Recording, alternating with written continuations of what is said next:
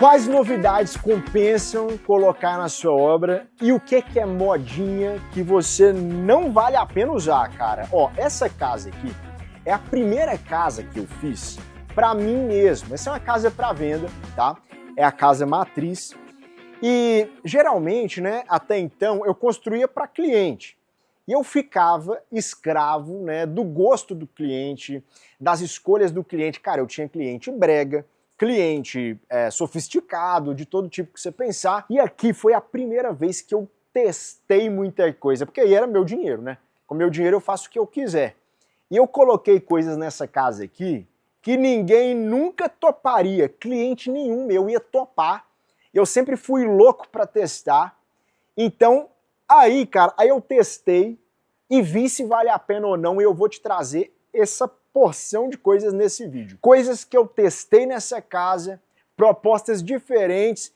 Sabe aquele negócio que você ficou louco para testar e ninguém nunca teve coragem? Pois eu sou esse cara e vou trazer nesse vídeo aí um monte de coisa que eu testei nessa obra e vou dar minha opinião sincera. Valeu a pena ou não valeu? Joguei dinheiro fora ou não joguei?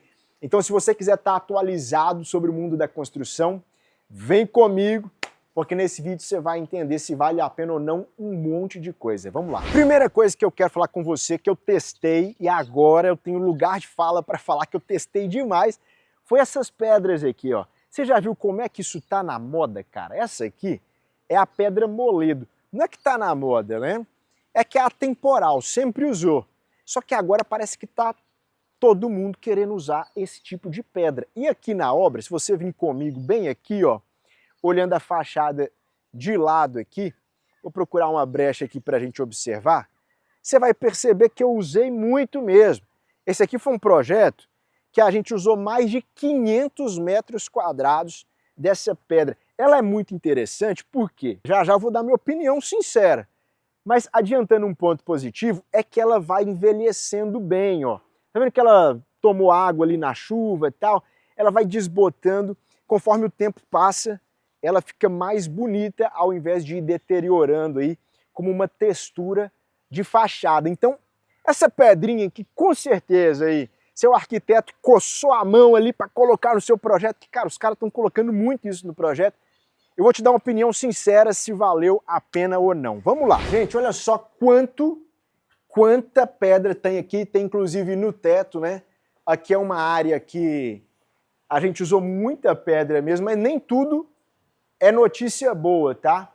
Essa área aqui, ó, foi a primeira, a gente começou o assentamento por aqui. Cara, inclusive eu vou ter que mexer nisso. Isso aqui não ficou bom, repara. Isso aqui tá trágico, né? Olha só, cara. Aqui é porque o assentamento dessa pedra, ele é muito caro, né? A pedra não é barata, essa pedra vai ser aí quase uns R$300 o metro quadrado dela. E o assentamento dessa pedra, a mão de obra é caríssima. E como aqui eu não podia gastar muita grana, porque é uma casa para venda, eu usei o meu pedreiro de acabamento mesmo e eu falei assim, olha, eu vou te ensinar a mexer com essa pedra, eu vou te treinar. E no final acabou dando certo, mas o começo foi trágico. Olha isso aqui. Se você reparar, essa parede aqui, tem uma linha aqui, ó, que ficou visível aqui. Isso aqui não ficou bom, cara. Não sei se você consegue reparar. Olha pro outro lado aqui, ó. Você nunca viu alguém, né, que te faz um vídeo aí na internet te mostrando o que deu errado, né? Mas eu mostro, tá? Aqui, como é que ficou horrorosa essa parede. Você consegue perceber que ela tem uma divisão de umas pedras assim meio... Parece que elas estão mais juntas, elas estão rejuntadas para umas pedras meio mal colocadas. A gente começou daqui. Então essa amostragem, ela ficou bem crítica, bem caótica. E o que aconteceu? Meu pedreiro, ele foi aprendendo a mexer com a pedra ao longo da obra. E isso foi muito cansativo para mim. Isso aí desgastou, a gente desmanchava, fazia, não ficava bom. Né? Esses trechos que eu estou te mostrando eu vou refazer, né? Porque no finalzinho, depois de alguns meses, o pedreiro pegou a manha. Vou te mostrar aí um resultado bom para você ver, fazer um comparativo, né, com isso que você acabou de ver. Vamos lá. Olha só, eu propositalmente deixei essa parte aqui para o finalzinho da obra, porque com certeza o pedreiro já chegaria aqui mais treinado. Daí você vê que aqui realmente as pedras ali ficaram bem mais colocadas, né? Por quê? Qual que é o lance dessa pedra, né? Você não pode deixar um espação entre uma e outra e tudo mais. Essa pedra, inclusive, ó, ela entra para dentro de casa e tal. Qual que é a minha opinião sincera sobre o uso dessas pedras naturais e dessa pedra moledo? Valeu a pena aqui na obra? Eu diria que sim, tá? Porque eu tinha essa musculatura, né, emocional e não vou desistir, eu sei o que eu estou fazendo, já fiz várias obras, conhecia meu pedreiro. Mas se você está aí construindo pela primeira vez, pode ser que você sofra muito aí. E pode ser que você se arrependa. Então eu colocaria, se eu fosse leigo em construção, estivesse fazendo minha primeira obra, eu colocaria essas pedras naturais bem trabalhosas, porque é maravilhoso isso aqui. Isso aqui é atemporal. Para mim isso é o suprassumo do acabamento, tá? Mas, se eu fosse leigo, eu colocaria, talvez, numa proporção bem pequena. A gente já fez muito dessa pedra em outras obras, onde a metragem era muito reduzida. Era ali, assim, ó, um detalhe na fachada, de repente, um detalhe dentro de casa, num ambiente específico. E o que eu sempre fiz? Eu contratava um pedrista, não é nem um pedreiro. É um cara que só mexe com pedra, mas era 10 metros quadrados, 15 metros quadrados, mão de obra caríssima, só que numa área pequena, então não fazia tanto impacto financeiro. Então se eu fosse fazer isso pela primeira vez e fosse inexperiente de obra e tivesse um pé atrás, eu usaria numa metragem reduzida. Eu não faria uma pedra generalizada como foi aqui na obra, eu iria com calma, na proporção, no tamanho. Então, qual que é meu veredito? Vale a pena? Vale, super legal, mas dá trabalho, é caro, então talvez valha a pena numa metragem menor se você estiver fazendo aí sua primeira obra. Deu para manjar? Né? Então é bom você se ligar nisso aí, porque seu arquiteto vai querer te propor essa pedra, eu tenho certeza.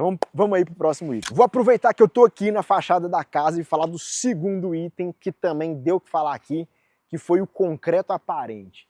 Percebe que essa casa ela não tem, né, nas fachadas, nas paredes, ela não tem reboco e não tem pintura, tá? Isso aqui, ó, aquele cinza ali, isso é concreto mesmo, botou na forma e desformou e deixou.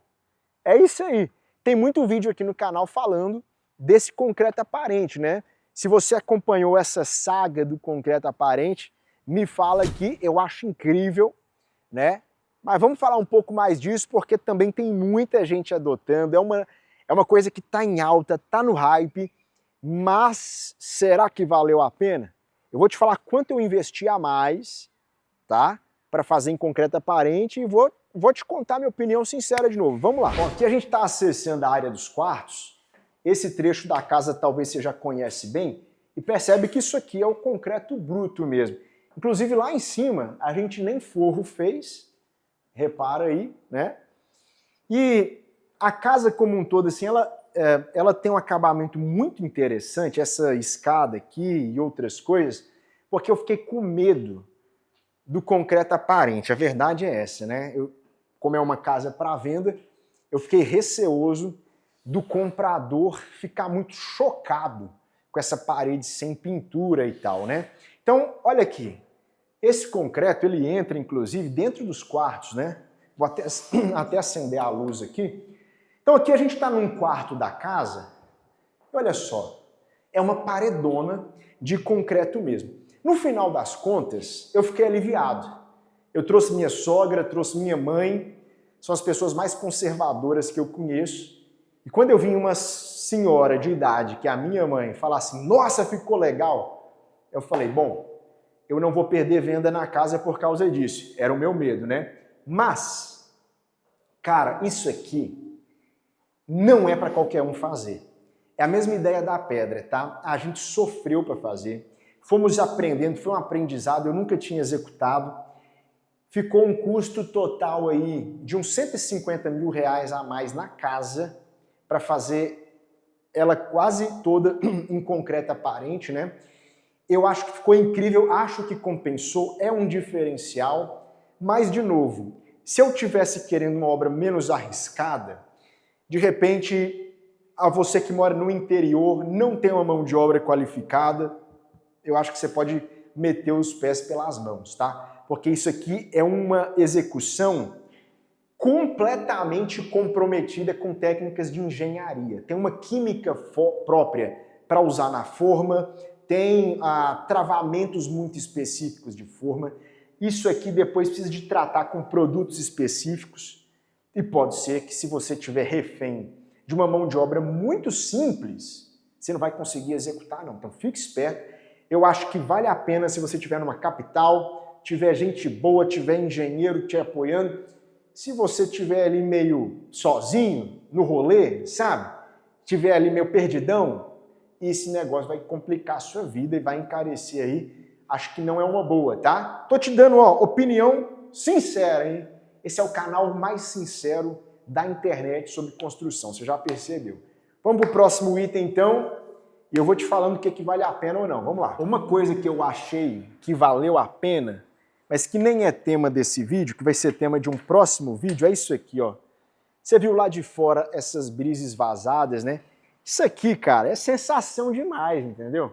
Inclusive os quartos da casa não tem cortina, porque o sol tá quebrado aqui, ó, numa brise, tá? Isso aqui vai ser tema para um outro vídeo, tá? Então o que eu quero dizer para você? Sempre tem vídeo interessante para quem está construindo uma casa. O que você tem que fazer é se inscrever, porque minha dificuldade é chegar até você com um vídeo bom. O vídeo sempre vai ser bom e sempre vai estar lá. Às vezes eu não vou conseguir chegar em você. Então, para você não perder nada, se inscreve no canal, porque ó, cada vez mais eu estou entregando ouro aqui nos vídeos. Fechou? Vamos nessa. Olha só, eu sempre falo desse piso de madeira, que para mim é o melhor piso para quartos, tá? Indiscutivelmente. Só que aqui na obra eu resolvi testar uma outra coisa. Esse é um vídeo que eu estou falando coisas que eu testei, né? Geralmente, eu sempre comprava pronto, tá? Esse piso de madeira e a gente vinha colando ele aqui como se fosse um revestimento mesmo. É esse taquinho aqui pronto, já envernizado, né? Só que nessa obra eu resolvi testar uma coisa que foi fazer o piso na obra mesmo. Comprar madeira bruta, colar, fazer um lixamento na obra, invernizar no local, tá? Porque isso custa menos do que você comprar o piso pronto. Quem vai fazer piso de madeira sempre tem essa dúvida, né? Será que eu compro pronto? Será que eu faço na obra mesmo? Cara, não vale a pena. Esse é um item que eu me arrependi, tá? Madeira, cara, no piso, é muito melhor você ir lá e comprar pronto do que você fazer essa bagunça na obra. Quando você traz isso aqui para lixar, para assentar e tal, isso trava a sua obra inteira. Tudo que você puder já trazer pronto e colocar em loco, melhor. Eu sempre fiz assim para clientes, só que aqui como a obra era minha, eu quis testar um negócio diferente e fiz no local, o acabamento fica elas por elas, tá?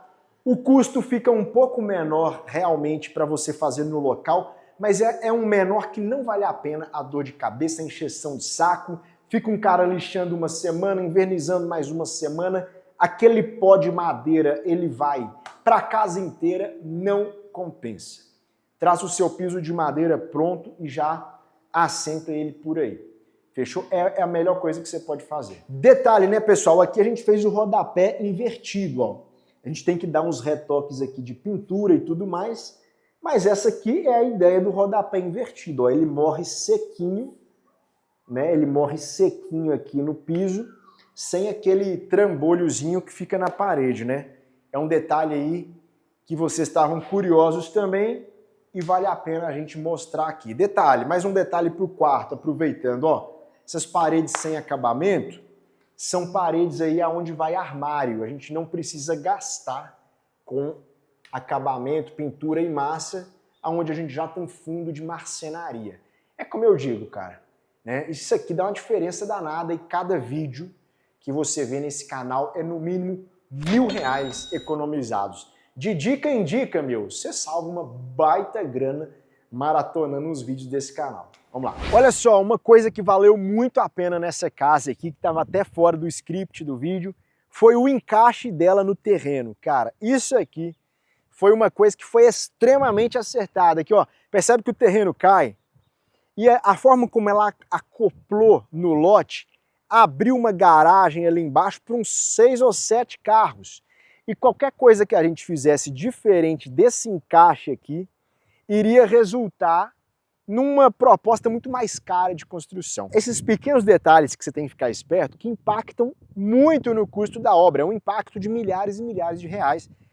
E esse encaixe da casa no terreno aqui valeu a pena, colocar a garagem ali embaixo, enfim, né? Esse é o tipo da coisa que você tem que ficar esperto, que você não pode errar, tá? Por isso que eu quero te convidar a fazer parte do meu curso, onde eu te mostro ali, ó, do começo ao final da obra, tudo o que você tem que mapear para acertar. São mais de 50 decisões que você tem que acertar uma a uma, porque são coisas que podem roubar muita grana do seu bolso. E não adianta acertar num monte e errar em 2 ou 3 ali que vão te fazer queimar 300, 200, 400 mil reais. Tá bom? Então, faça parte do curso aí para você construir uma casa sem perrengue e sem dor de cabeça, economizando muita grana, hein? Vamos lá. Quarto ponto nesse vídeo sobre coisas que eu testei, era um negócio, cara, que nunca um cliente meu teria coragem de testar, mas eu fui lá e banquei a escolha, que é isso aqui, ó. Bancada de inox. Cara, por que eu fui para bancada de inox para começo de conversa? É porque no projeto, essa bancada pegava aqui e ia para dentro da cozinha, né? Essa parte da bancada aqui, ó, ela serve para atender essa área descoberta. Serve para atender a piscina, atender as mesinhas que tá aqui, né? Aqui vai ser colocada aqui uma churrasqueira e tal. Só que aqui a ideia dessa bancada era que ela vai ficar no tempo mesmo, no sol e na chuva. E são pouquíssimos materiais que podem tomar uma chuva eventual nessa parte aqui. Então o que a gente resolveu fazer? Uma bancada de inox que ela pode ficar no tempo e ela faz conjunto, ó, com esse restante aqui da cozinha. Por que eu falei que nenhum cliente ia topar testar isso? Ou eu nunca encontrei um cliente que topou até hoje, né? E eu tive que fazer isso, sempre fui louco para fazer e tive que fazer numa obra própria, porque as perguntas são muitas. As pessoas têm realmente muita dúvida sobre esse item. E eu mesmo, até o dia que isso foi instalado, fiquei me perguntando demais. Cara, como é que vai ser o resultado? Como é que vai ficar esse negócio?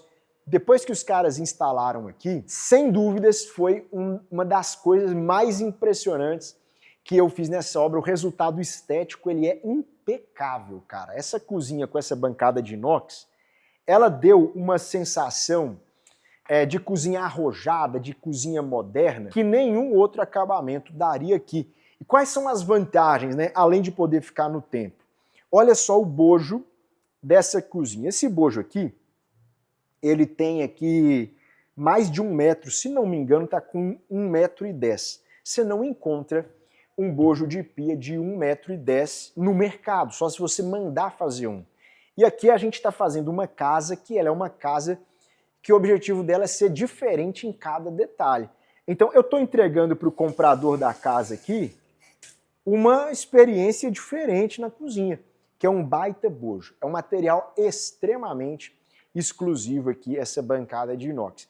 Então foi um teste mesmo. Pô, eu estava testando e com um certo receio. Mas aí, depois que a gente colocou aqui, aí eu vi, cara, esse material valeu a pena.